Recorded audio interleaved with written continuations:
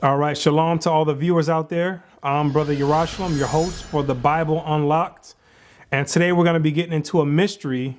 Well, it's not really a mystery, but to those that are not that well read in the Bible or that come from a Christian background, it's going to be kind of a mystery to you on who created evil.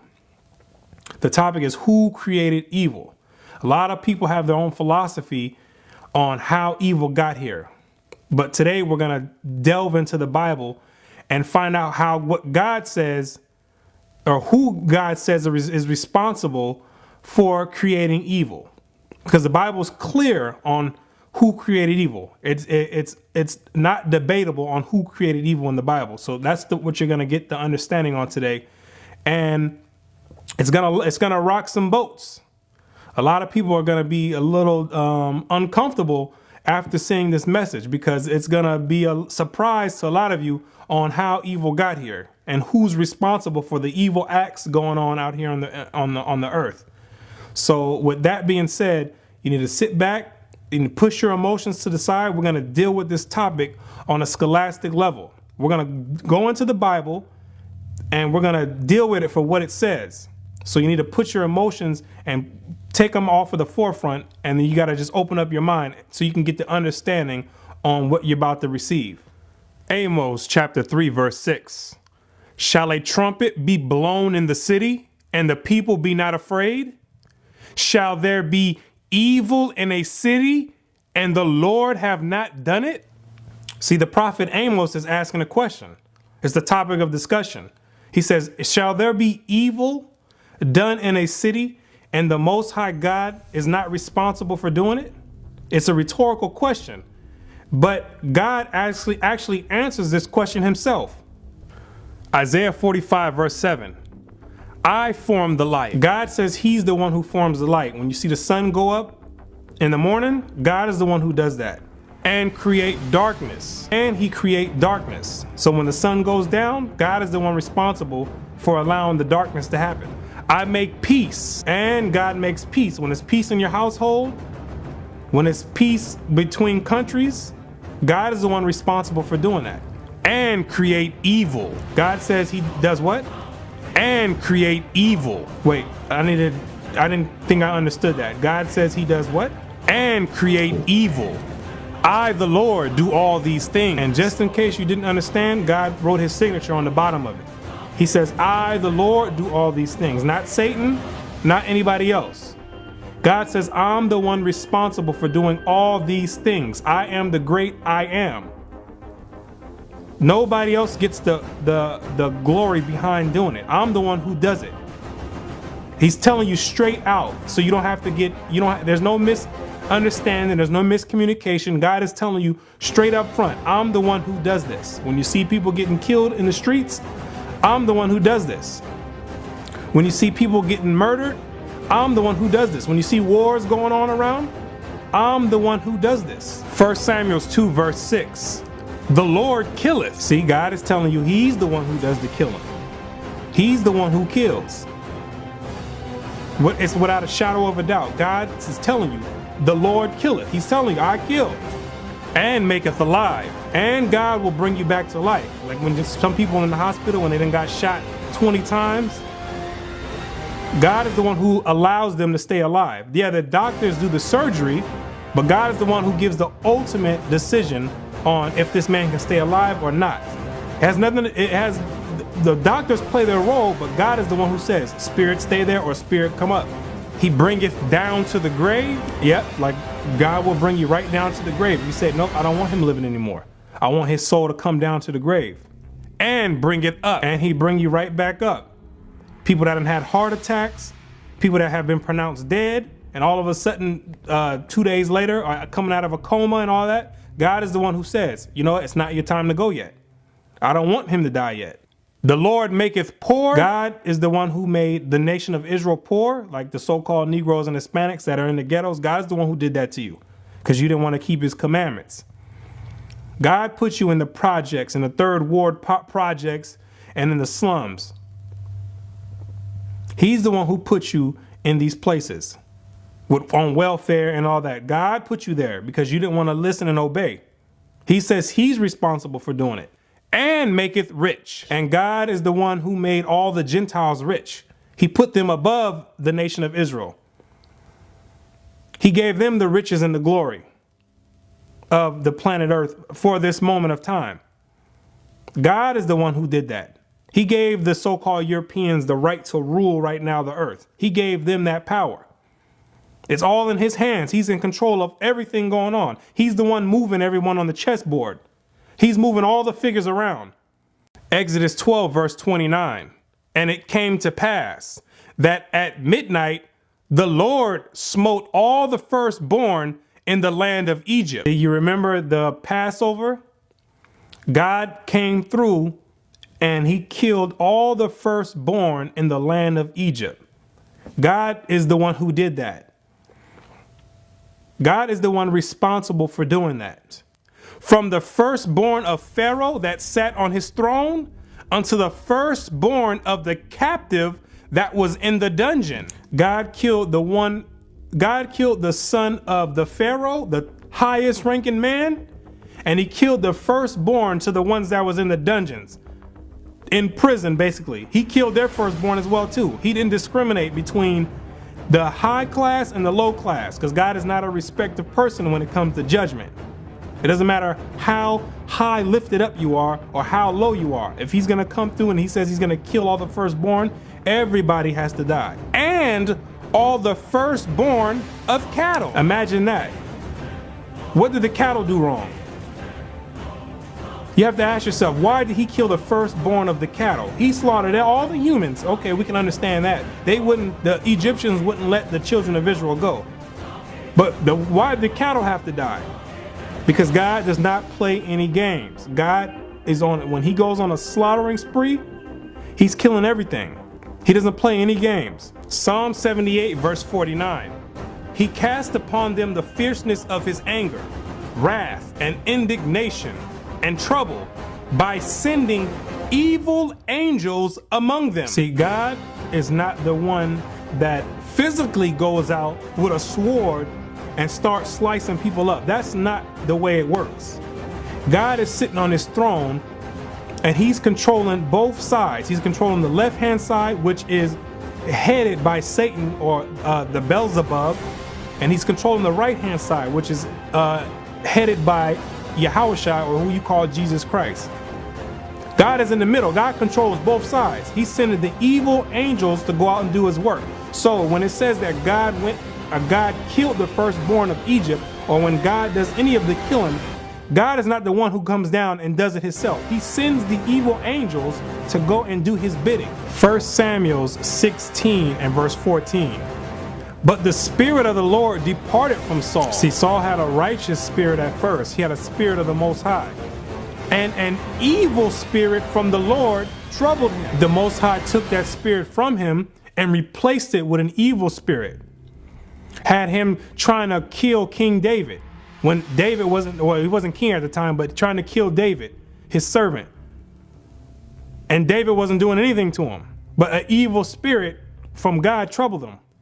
And Saul's servant said unto him, Behold now, an evil spirit from God troubleth thee. See, they knew that the spirit came from God, not from Satan or not from anyone else. God gave the commandment to Satan to go and inhabit Saul. And that's what happens to a lot of people. You got people walking around as murderers and killers. God gave Satan the permission to go inhabit you. You got people walking around waking up and killing a whole family.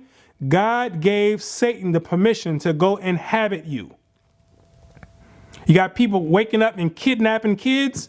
God gave Satan the permission to go inhabit these people. That's the way it works. Satan can't get up and go by himself. Satan has to get permission from God. If he doesn't get permission from God, it's not happening. It's not happening. Satan can't just wake up one day and say, I'm going to go do my own thing. Satan ain't rebelling. Satan cannot rebel. Satan is already on the evil side. In order for Satan to rebel, Satan would have to come to the righteous side. Satan is already sent out to do evil. He cannot rebel against God. He's already evil. But when God needs to do something evil, Satan, go do your job. That's the way it works. It doesn't work any other way. 1 Kings 22 and verse 20.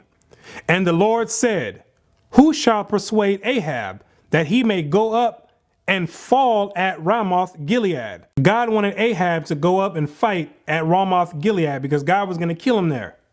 That's where Ahab was going to meet his final destination.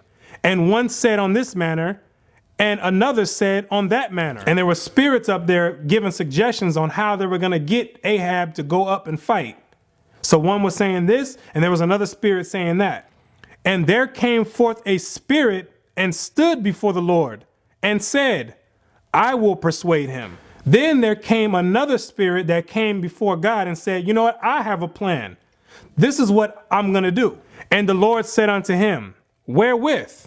And God says, he said, what's your plan? Let me know what's up. Let me know what you got in store. And he said, I will go forth and I will be a lying spirit in the mouth of all his prophets. The spirit says, I'm going to go out and be a lying spirit in the mouth of all the prophets, because the prophets were given Ahab counsel. He asked the prophets if he should go up and fight.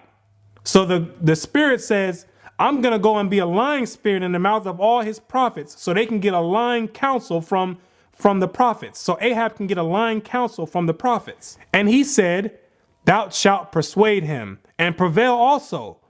Go forth and do so. And God says, yep, you know what? That's going to work. I like that idea. That is going to work. Now, therefore, behold, the Lord hath put a lying spirit in the mouth of all these prophets, and the Lord has spoken evil concerning thee. And God is the one, even though the spirit said he was going to go do it, God is the one who got the credit for it. It says God is, because God gave him the permission to go do it. So the credit actually automatically, it automatically goes back to God. He's the one who gets the credit for it, even though that spirit is the one that came up with the idea and actually went forth to do it. It's no different from in a military. You have the general who sits he sits behind in the office now, the high general and the president. We'll say the president. The president sits back and signs papers, and he authorizes things to happen. He authorizes wars to happen, troops to go here, troops to go there. Is he out there the one doing it? The president is not doing nothing. He's just authorizing it. But when things are successful, who gets the credit for it? The president does. Who gets the credit for it? The president does, even though he didn't go out and shoot a gun. That's the same way it works with God. God is the ultimate president, and he's getting the credit for all of it. He's pointing people to go this way, that way. Go do this work. Go do that work. And God's the one who gets the credit for it. Psalms 66, verse 5. Come and see the works of God. King David is telling you this. He says, slow down real quick. Put everything up to the side. Sit back. And he says, come and see the works of God. Come see some of the things that God does. He is terrible in his doing toward the children of men. He's terrible in his doings. When God sent the nuclear bomb over there to Hiroshima and Nagasaki, he is terrible in his doing toward the children of men. The World Trade Center, he is terrible in his doing toward the children of men. Trayvon Martin, he is terrible in his doing toward the children of men. Eric Garner, he is terrible in his doing toward the children of men. The politically motivated concentration camp over there in Germany with the fake Jews, he is terrible in his doing toward the children of men. God is terrible in the things that he does to the children of men, and people don't even consider it. God is responsible for doing all these atrocities out here. When the suicide bombers come, God is responsible for doing it. God is responsible for doing it. All these wars being stirred up, God is responsible for doing it. God is responsible for doing it. And it only makes sense. It only makes sense. You cannot have a God that's all good and then you got all this evil going on in earth. It makes no sense. It doesn't make any sense. When I started reading and understanding and being taught these verses, I didn't fight against the scriptures. I never fought against the scriptures. What I did is sat back and I said, you know what? This makes sense. This makes sense. I could never grasp the concept of God is all good or God is all love. I could not grasp that. It never made sense to me. I said, if God is all good, how do we have all these killings going on out here? And people always try to philosophize and say, well, it's a result of people not serving God. No, it's not. Or God just let us do whatever we want and we're the ones doing it. No, God is stirring up the spirits and putting it in people and he's the one who's responsible for it. He's allowing it to happen. He's controlling both sides. He says he creates evil. And it only makes sense. It only makes sense. If God was all good, you would expect the earth to reflect that. You would expect the earth to reflect an all good God. If God was only evil, you would expect the earth to reflect that and to be all evil. But the earth has a balance. It has a balance of good and a balance of evil. The same balance you see in everything out in life. You have people that are tall, you have people that are short. Fat, thin. It's a balance everywhere you go. Dark, light. It's a balance. It only makes sense to have good and evil. Malachi 3 verse 6. For I am the Lord. I change not. See, and a lot of people are going to want to say that, well, that was God in the Old Testament. That's what he did back then. But there's a new God in the New Testament. That's absolutely false. God says he does not change. God was responsible for killing people back then, and it's the same thing today. Nothing has changed. It's the same exact thing. He's the same exact entity. The same back then and the same today. The churches is who has changed God. They're the ones who said, you know what, we're not going to accept God created evil. We're going to say God is all good. The churches are the ones that have blocked you from understanding this, from getting this understanding, the correct understanding of God. The Christian God is not the same God that's in the Bible. That God is all good, like the Christians want to say it. Because that's not the same God that's in the Bible. That's not the God of Abraham, Isaac, and Jacob. That's a Gentile God, the God of Christianity. And when I say Christianity, I'm talking about post-Constantine Christianity, where they started taking the books and mixing it with paganism and taking certain verses out and saying, you know what, we're going to pick these verses and we're going to make a God out of them. Because that's essentially what Christianity does. They take a few verses out and then they say, well, this is what we want God to be like. Instead of, he says he comes in the volume of the book. You got to take the good and the bad. So that God of Christianity is not the same. They have changed that and they have made it fit their needs and what they think a God should be like. But that's not the God of the Bible. He's totally different from that. And if you don't want to accept that, then that's fine. But God has, just to show you that God does create evil, he has one last slaughter getting ready to come up. It's going to be the biggest slaughter out there. It's going to be bigger than the flood slaughter. It's going to be bigger than the Egyptian firstborn getting slaughtered. It's going to be the biggest slaughter getting ready to come up when the seventh seal was broken. Just in case you didn't know that God created evil. Revelation 9 verse 15. And the four angels were loosed, which were prepared for an hour and a day and a month and a year, for to slay the third part of men. See, this is the seventh seal being broken. The last seal, and it's the fifth trumpet in that seal being blown.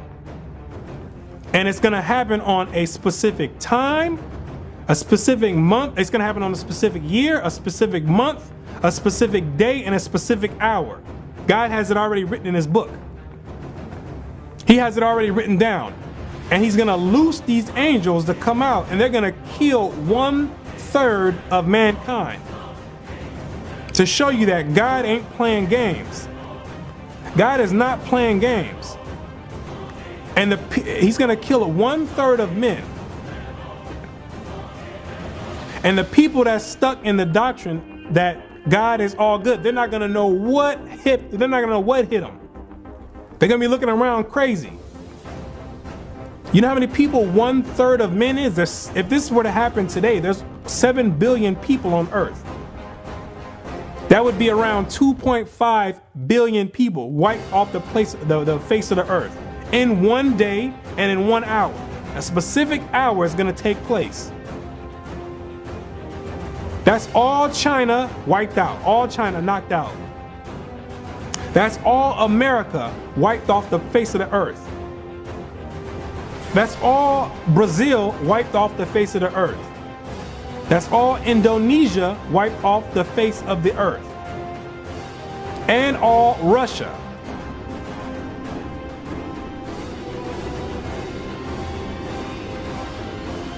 God is planning to slay 1/3, so that would be equivalent to all those countries being knocked off the face of the earth in one day and in 1 hour.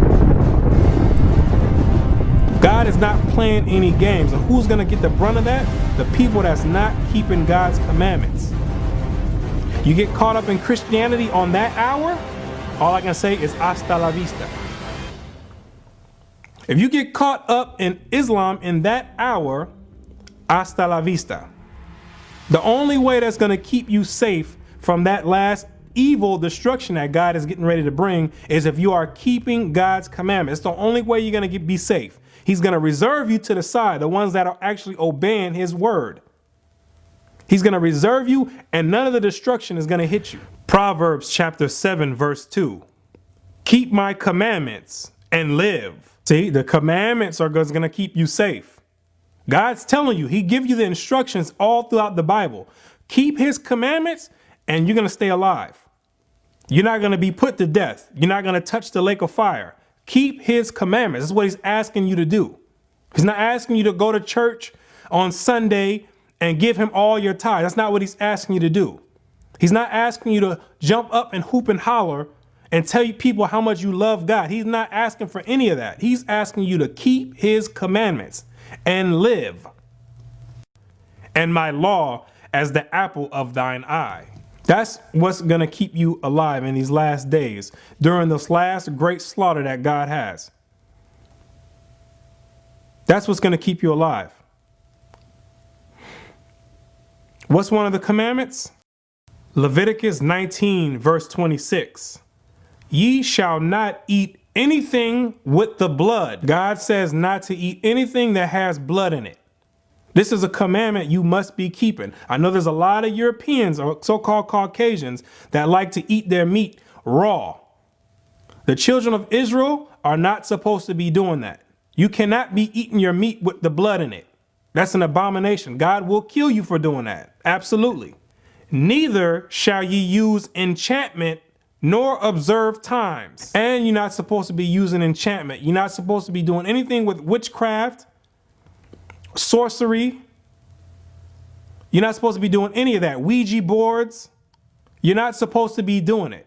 Or observing times. You're not supposed to be trying to find out what your zodiac sign is and what does that mean if you're a Virgo or a Leo. You're not supposed to be doing that. That's an abomination. God will kill you for doing that. Absolutely. So God is the one responsible for creating evil. He sends out Satan to do the evil, but God is the one who authorizes it. That's what it's saying. That's what God is saying. He authorizes the evil to happen. Nothing happens unless God says it's okay. So with that being said, I'm going to say shalom and peace and blessings to the nation of Israel, those that come back and keep God's commandments in these last days as commanded. If you want to be saved from the evil and the wrath that God is getting ready to bring on this earth. You see it every day. You see God's wrath and his evil every single day. The evil that God allows Satan to go out and do. You see it every day. You hear about it on the news. You see it in all walks of life. So in order to be safe and protected from that, you must be keeping God's commandment. The commandments are a force field to prevent you from all harm. That's the key. That's the key.